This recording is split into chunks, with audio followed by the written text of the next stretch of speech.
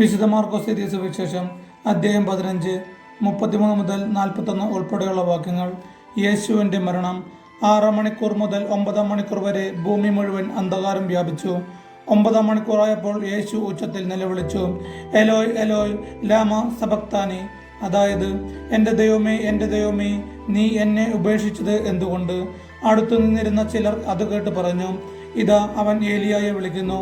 ഒരുവൻ ഓടി വന്ന് നീർപ്പഞ്ഞി വിനാഗിരിയിൽ മുക്കി ഒരു ഞാങ്ങണമേൽ ചുറ്റി അവന് കുടിക്കാൻ കൊടുത്തുകൊണ്ട് പറഞ്ഞു, ആകട്ടെ അവനെ താഴെ ഇറക്കാൻ ഏലിയ വരുമോ എന്ന് നമുക്ക് കാണാം. യേശു ഉച്ചത്തിൽ നിലവിളിച്ച് ജീവൻ വിടിഞ്ഞു. അപ്പോൾ ദേവാലയത്തിലെ തിരശീല മുകളിൽ നിന്ന് താഴെ വരെ രണ്ടായി കീറി. അവനെ അഭിമുഖമായി നിന്നിരുന്ന ശതാധിപൻ അവൻ ഇപ്രകാരം മരിച്ചത് കണ്ട് പറഞ്ഞു, സത്യമായും ഈ മനുഷ്യൻ ദൈവപുത്രനായിരുന്നു. ഇതെല്ലാം കണ്ടുകൊണ്ട് ദൂരെ കുറെ സ്ത്രീകളും നിന്നിരുന്നു. മഗ്ദലേന മറിയവും യോസായുടെയും ചെറിയ യാക്കോബിന്റെയും അമ്മയായ മറിയവും സലോമയും അക്കൂട്ടത്തിൽ ഉണ്ടായിരുന്നു.